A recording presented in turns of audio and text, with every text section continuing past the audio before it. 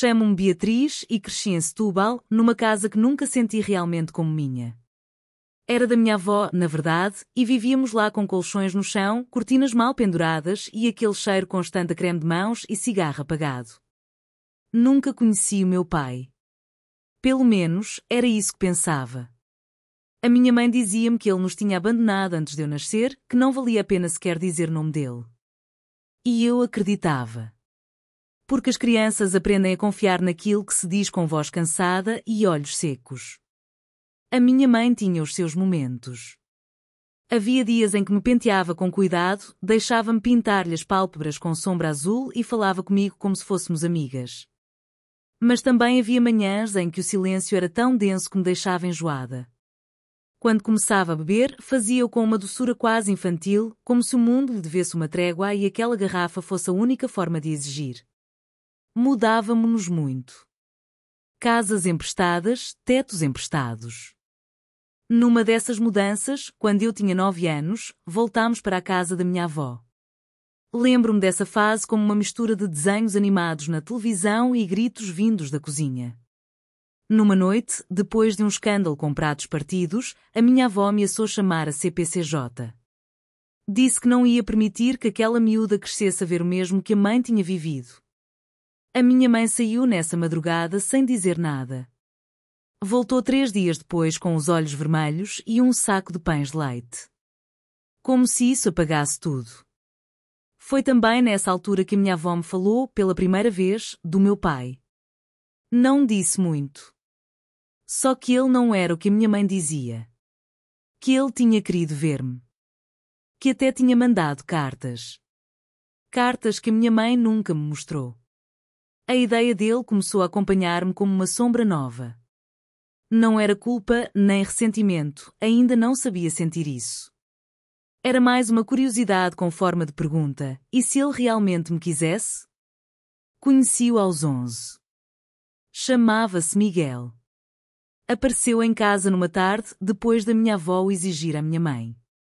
Trazia uma camisa amarrotada e uma caixa de bolo de natas que parecia demasiado branca para a nossa mesa. Abraçou-me com uma timidez que reconheci logo. Não era um abraço de pai. Era o de alguém que tem medo de partir o que acabou de começar a segurar. Nessa noite sonhei com ele. Não como um herói, nem como um fantasma. Apenas como alguém que esperava lá fora, sem saber se tinha permissão para entrar. A minha mãe não disse nada depois daquela visita. Só me olhava de lado durante dias. Como se eu lhe tivesse falhado em alguma coisa. Como se agora houvesse 2 versões da história e eu estivesse a trair a dela. Mas eu era apenas uma rapariga com um nome emprestado, uma cama partilhada e a primeira faísca de dúvida a bater no peito. Depois daquele primeiro encontro, o Miguel começou a aparecer com mais frequência. Não trazia presentes nem promessas, só coisas pequenas, uma caneta bonita para a escola, um caderno com o meu nome escrito à mão, um saco de tangerinas descascadas como as que se vendem à porta do mercado. Sentava-se comigo a fazer os trabalhos de casa, mesmo quando não percebia grande coisa, levava-me a tomar um galão ao café da esquina e contava-me histórias de quando era miúda em Algesur, histórias de calor, de terra batida e bicicletas sem travões. A minha mãe, por sua vez, começou a falar menos. Mas os silêncios dela doíam mais que qualquer grito. Um dia, enquanto dobrava roupa na sala, largou: "Ele não te quer. Está só a fingir que é bom pai porque o obrigaram. Vai-se fartar." Disse isto sem me olhar. Como se não fosse comigo. Eu tinha 12 anos e ainda achava que tudo podia resolver-se se fosse boa filha. Os anos foram passando num equilíbrio estranho. Ia à casa do Miguel há alguns fins de semana. Tinha um apartamento pequeno mas arrumado, deixava-me escolher o filme que víamos e falava comigo com cuidado, como se cada palavra pudesse ser uma peça frágil. Nunca mencionava a minha mãe. E isso, por mais estranho que pareça, ajudava-me.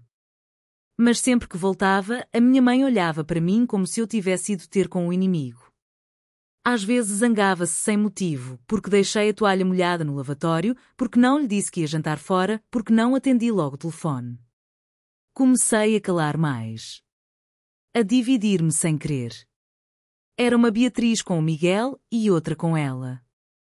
Aos 14, tudo rebentou.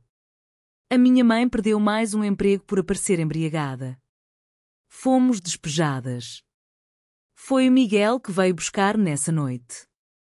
Peguei numa camisola, nos meus cadernos, e entrei no carro sem saber muito bem o que pensar. A minha mãe nem saiu. Gritou da janela: vai com ele, já que és tão crescida. Essa frase ficou-me na cabeça durante todo o caminho. O Miguel não disse nada. Só ligou o aquecimento e puxou o cinto de segurança do meu lado. Nessa noite dormi num quarto que cheirava a detergente e livros antigos. Não era meu, mas também não era estranho. O Miguel fez-me papa de aveia no dia seguinte e perguntou se queria ficar uns dias. Eu disse que sim. Mas os dois sabíamos que esses dias iam ser muitos mais. E foi assim que tudo começou. Sem gritos. Sem lágrimas. Só uma manta emprestada, uma tigela de papa morna e o silêncio de uma mãe que decidiu deixar de tentar. Viver com o Miguel, no início, era como morar numa casa de papel. Tudo parecia provisório, como se alguém estivesse prestes a dizer que era um engano, que devia voltar para trás. Eu dormia com a roupa dobrada ao lado da cama, pronta para sair se fosse preciso. Mas ele nunca sugeriu nada disso. Dizia coisas como: quando fores comprar um uniforme novo ou precisas de ajuda com os trabalhos. Como se estivesse, pouco a pouco, a construir um lugar para mim. Inscreveu-me numa escola secundária ali perto, em Setúbal. Não gostava de explicar porque é que vivia com o meu pai e não com a minha mãe, então dizia simplesmente que ela estava a trabalhar noutra cidade. Às vezes, era verdade. A minha mãe andava entre clínicas e casas de amigos. Telefonava com voz lenta, dizia que me amava, que se sentia sozinha, que eu era tudo o que ela tinha.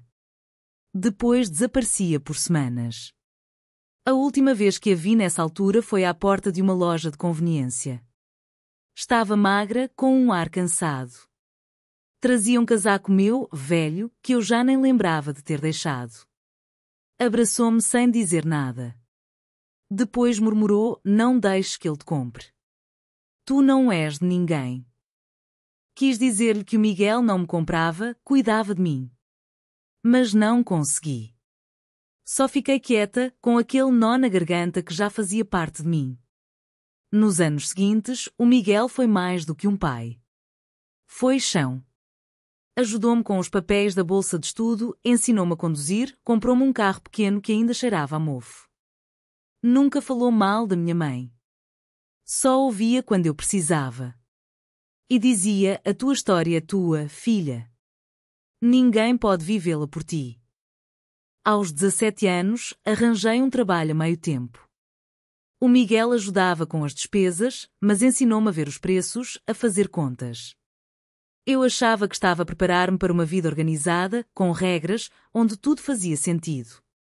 Mas nunca é tão simples. A minha mãe voltou, mais presente, justo quando tudo parecia começar a entrar nos eixos. Mandava mensagens, telefonava. Dizia que estava bem, que estava limpa, que queria reencontrar-se comigo. Que me precisava. E aí começou uma outra guerra. Não entre ela e o Miguel. Mas dentro de mim. Porque, mesmo longe, mesmo já não dependendo dela, eu continuava a ser filha dela. E uma parte de mim, pequena, teimosa, queria acreditar. A minha mãe completou um ano de sobriedade justamente quando comecei o primeiro semestre da universidade. Ligou-me a chorar, com aquela voz antiga, a mesma que usava quando me inventava histórias com um guardanapo na cabeça a fingir que era um véu de princesa. Disse-me que agora era a sério. Que estava num grupo de apoio, que ia à igreja, que lia livros de autoajuda. Que tudo o que fazia era por mim. Tens de me dar uma segunda oportunidade, Beatriz disse. Somos família. Não podes virar-me as costas assim. Eu não a tinha virado.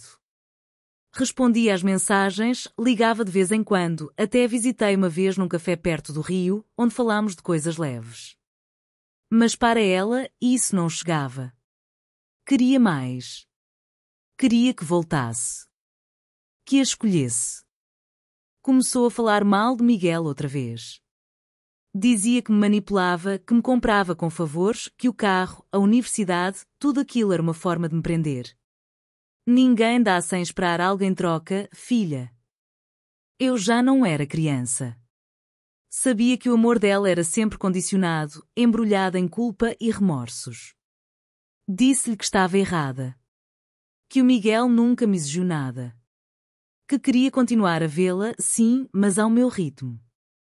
Que precisava de espaço. Falei-lhe de limites. Ela ouviu em silêncio.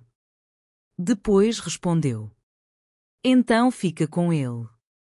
Vejo que já arranjaste outra mãe. Fiquei sentada, com o telemóvel ainda na mão, o ecrã preto. Ela desligou antes que pudesse responder. Nessa noite chorei. Não pela frase. Mas porque percebi que era verdade, ela sempre me obrigou a escolher. E eu já não queria escolher. Não queria dividir mais.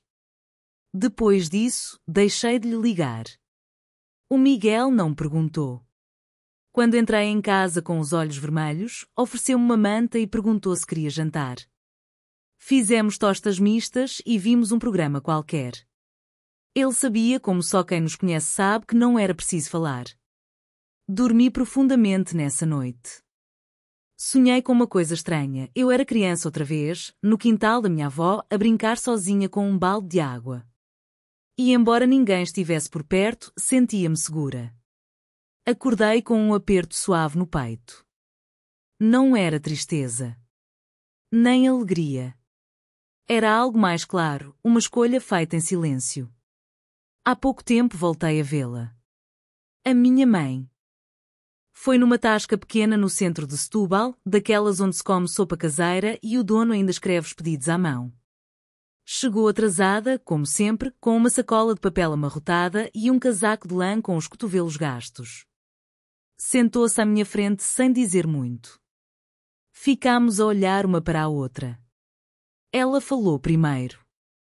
Achei que não vinhas. Também pensei nisso, respondi, sem raiva. Pedi um café com leite. Eu já tinha o meu. Falou de coisas soltas, do grupo de apoio, de uma senhora com quem trocava livros, de um curso de costura que queria fazer. Eu ouvia, sem pressa. Não por pena. Por respeito. Depois a voz dela ficou baixa. Falhei contigo. Não uma vez. Várias. E agora tu já és outra pessoa. E eu não sei se ainda tenho lugar na tua vida. Demorei a responder. Olhei para a minha chávena, depois para as mãos dela, finas, trêmulas. Lembrei-me de quando seguravam as minhas para atravessar a estrada. Agora pareciam frágeis, distantes. Não se trata de ter lugar, disse-lhe.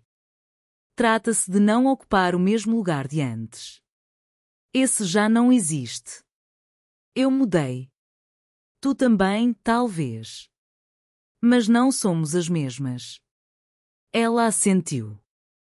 Não chorou. Isso surpreendeu-me. Só disse. Está bem. E estava. Não nos tocamos. Não prometemos nada. Pagámos cada uma a sua parte. Despedimos-nos com um abraço leve, quase mecânico.